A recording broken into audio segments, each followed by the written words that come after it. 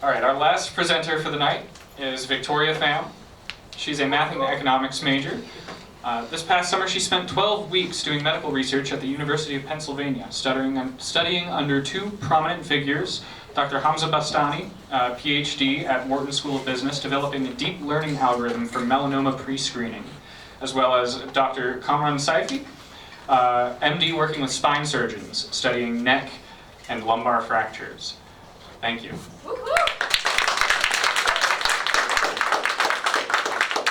Thank you, everyone. I guess that everyone is excited for my presentation because it's the last one. So thank you for bearing with me, and hopefully that you enjoy my presentation. So I am Victoria Pham. I am from Vietnam. I am a mathematics and economics major, senior, about to graduate, and I belong to EPG cohort 15. And today I'm very happy to present to you my summer internship at University of Pennsylvania. And I would like you to keep the question, how much are you worth in your mind? Because I'm an economist student and I really like calculating things and making price. So, let's go to my summer internship. Let's get to know it. So I was doing internship medical research at University of Pennsylvania. I was doing two projects. The first one was with a professor at Wharton School of Business at University of Pennsylvania. It's #1 business school in America. The second project was with a spine surgeon, and we were working at Penn Medicine, a hospital of the University of Pennsylvania, and that hospital is a very good hospital in the US. I think it was ranked 3rd among all hospitals, and it's my privilege to work there with a surgeon. So I got to this program through a program called Summer Undergrad Minority Research Program. I belong to the cohort 20. This year was the 20th anniversary celebration of the program, and I was very lucky to meet with a lot of amazing people there in the program. So just to let you know the struggles before I get this amazing internship opportunity. I applied to hundreds of positions before this, and I failed all. So I was able to speak to you guys with ease about that, just because I think that it was a very convincing failure. I think that I learned a lot from that, and part of that was that when I applied to those internships, I was not passionate enough and make a convincing case for them to accept me. And after that, I took a break, and then I reflected, and I realized that I really want to do something meaningful. That is really big. So I narrowed it down. I'm like, what is meaningful? Meaningful to me is very practical. Meaningful to me is helping people.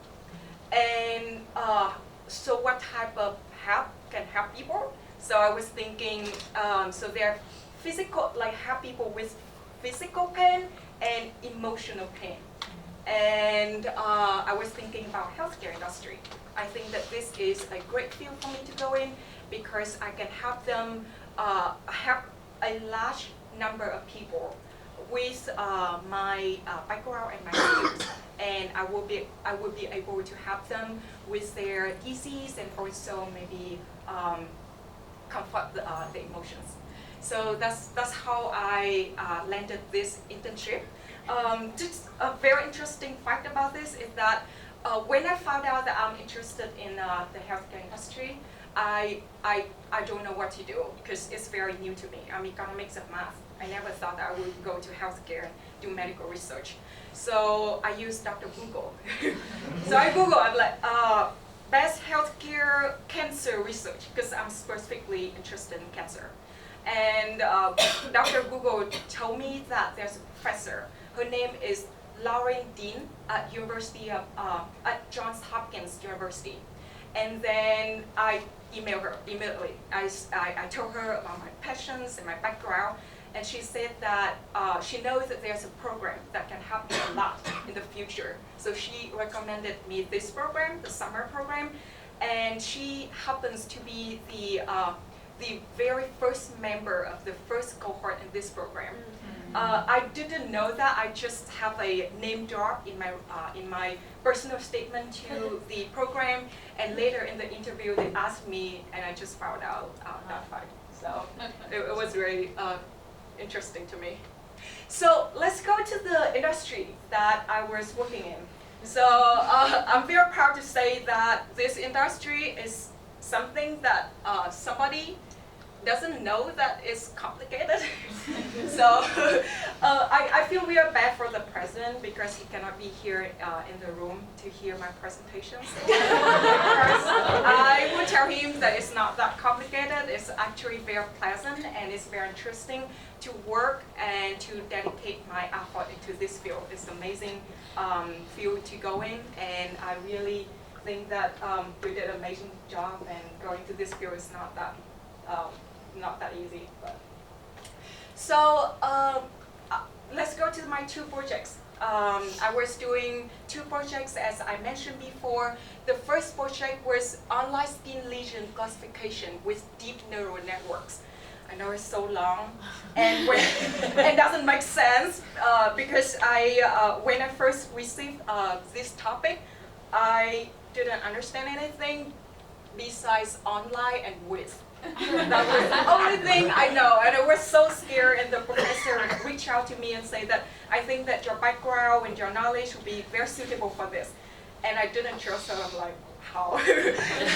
And actually at the end of the internship, I still don't know how I got this project, but it was very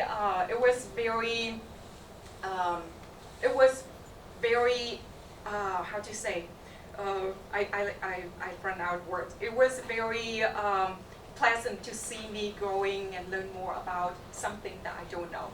So I'm very thankful for Dr. Hamsa Bastani. The second project I was working on was data visualization using Python for top courses of neck and lumbar fractures, and this is with a spine surgeon. And I was able to help him with doing like bar charts and finding courses so that he can top courses so that he can find the best treatment for the patients, so that he and his members in the hospital will not be passive when there's an emergency case happens. So just give you the background of deep neural network for anyone who doesn't know this. So deep neural network is basically is something belongs to deep learning, and deep learning is a small branch of machine learning, and machine learning is a small thing of artificial intelligence. So basically what it works is you have pictures or you have input data. Let's say here is a cat and a dog.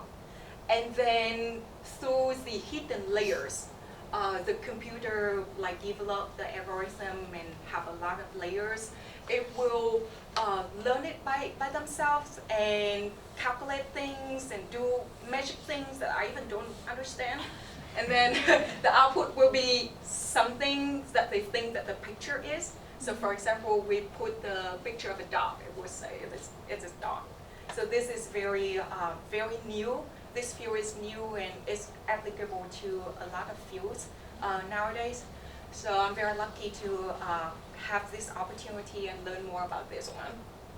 So my project was doing melanoma. So melanoma is a type of skin cancer. So I'm always interested in skin in cancers, and now I got one. And so in my position, I was analyzing around 14 to 15,000 images of melanoma like this. And then I developed an algorithm. I was coding and developed an algorithm that at the end, the outcome will be like if it is a benign melanoma or malignant melanoma. So the ultimate goal is to bring this algorithm to resource-limited countries so that they can pre-screen with this algorithm, and they don't have to travel for so long to meet with doctors, and that costs time and money and travel expense and everything. So this is very meaningful, and this is a motivation for me to keep going, though the project was really difficult. But I realized that I am doing something very meaningful, and something that I've always wanted to do, which is doing service for people. And then with coding, it is very hard skills. I have never coded before, but then I self-taught, and then I met with people in the field, talk with my professors, and they were helpful. So these things, like, it took me days to do this.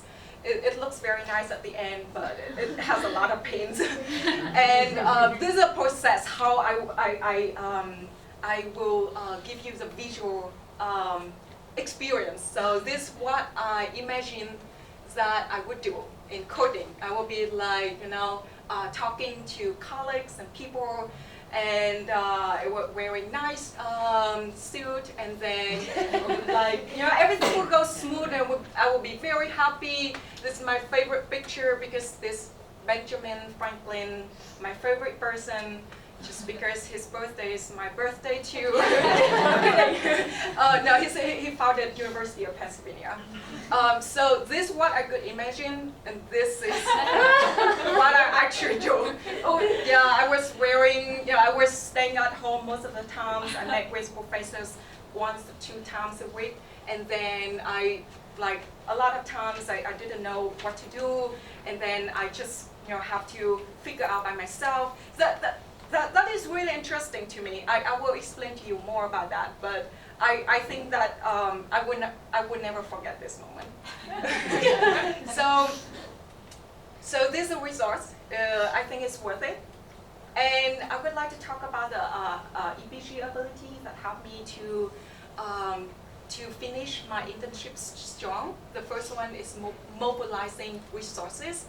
So this Dr. Google helps me along the way. So actually, the job of a software engineer or people doing with data science, they have to admit that even the best people in the world, they don't know everything because there's so many things. And but there's Dr. Google here to help us. All you need to do is just to Google. But here's the thing, you don't have the exact same project or the exact same task online, but you can find something that kind of similar, and then you will change a little bit, use your background, use your knowledge to make it your own things. So this is very helpful when you realize that. That helps a lot. The ability second, facilitating group decisions. So this is my picture when I was doing rowing as a group activity with my friends in the program. I looked very confusing. I was scared. If anyone was rowing, you will see that you have to make a very smooth movement together, all the whole team, in order to make the boat move forward. And I haven't learned swimming yet, and I'm taking swimming this time, so I was very scared. You can see that. But you know what? We got the golden medal at the end, so very happy. Number 3, recognizing opportunities. I was able to meet with a lot of people, go to a lot of conference, and making a lot of meaningful connections. This is at the house of the CEO of Johnson & Johnson pharmaceutical companies. Yeah. So are you ready to do the math with me? So remember the questions I asked you before. How much are you worth? Have you ever thought that you are useless sometimes? Because that's what I thought. That's why I put these questions. Or anyone think that you're worth based on your salary, your race, your sexual orientation? Have you thought of that before? You know what? I'm good at math. Let me help you. So at 10 years old, I dreamed of going to America because of Bill Gates. I really like money. So, what I value is the asset, the money that I will make in the future. At 17 years old, I dreamt of becoming a diplomat because of Hillary Clinton. And because I want more, I want asset and power. At 21 years old, I dreamt of serving people because I want so. It's not because of Bill Gates or Hillary Clinton. It's because I want so. And it's because of my happiness. I value happiness more than anything. And this summer internships helps me to realize that. I was doing very difficult things, but I know that it's worth it because I'm happy. And I just want to let you see these pictures. It's a beautiful flowers from all, it comes from many shapes and many colors, but it blossoms and it don't mind being a flower, even though that it will fade in, later on or will die. And I think that these flowers give me a very valuable lesson. It reflects us. We come from many backgrounds, we from many races, we have our own stories, but we don't mind doing what truly happy, what truly makes us happy, and we don't mind dedicate ourselves to what we really want to do. So I just want to tell you that you're priceless, and the value of life is not based on how long we live, how much money we make, but how much we contribute to others in the society. And I want to say that you are beautiful, and it's true. And I think that each person here has a position on this earth. You have the right to, you have the right to be here, and you have the right to have a lot of values. And without you in this world, it is not the world is not whole and complete. And you know what? If you think that you are not beautiful, James Blunt would think that you are. Your mom would think you are too. So what's next? What's next? I really like to be an agent of change. I really want to be a leader in the society, and I want to do service to people. So at 23 years old, I want to become a medical doctor. And I want to take 1 or 2 years from now to work and explore more what I can do when I become a lawyer, or if I want to become a lawyer or not. But for now, that's what I want. And I will leave it to you. Are you ready to advocate changes? Because I think that you can do it, and I know that I can do it too. And this acknowledgement to people that have helped me along the way, Dr. Hagbert and Dr. Brasana, my faculty sponsors who have me a lot with the applications and also along my internship. Summer staff and friends, individual cohort, and special friends who helped me with resume editing, encouraging me, cheerleaders and everything. So now it's time for questions. Thank you so much.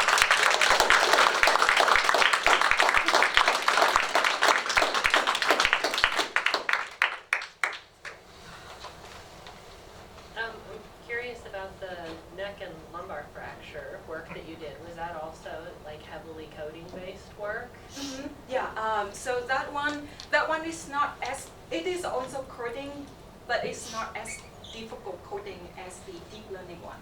But yeah, it's coding.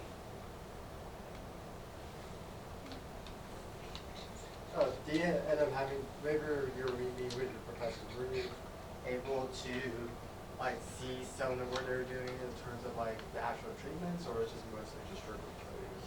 Oh, that is a very good question. So I was able to shadow the surgeons in the operating room, and I have to tell you that because of that, I don't want to become a doctor. Lawyer. It's very brutal. That's all I can tell. Do you know how long it usually takes for a project like the one you have worked on, like, to be finished? Or? Okay. So for the lumbar and neck fracture, it is within several days because the code was not that difficult. But for the deep learning, really complicated and it requires a lot of teamwork. So by the time I finished the internship, so like around 3 months, in 3 months, we were able to develop a solid algorithm from data processing to prediction step. So that's really good. Has the algorithm that you described about melanoma, has it been used by other doctors before to identify if like a melanoma is benign? Oh, yeah, that's a very good question. So yes, so in order for a machine to learn, I need to teach them first. So we have a set of data, maybe 300 images, and I will tell with each image, I will tell the computer that, okay, with these characteristics, this is benign. With this one, it is melanoma. And then it will learn by itself and do 14 to 15,000 ones. Thank you so much, Victoria.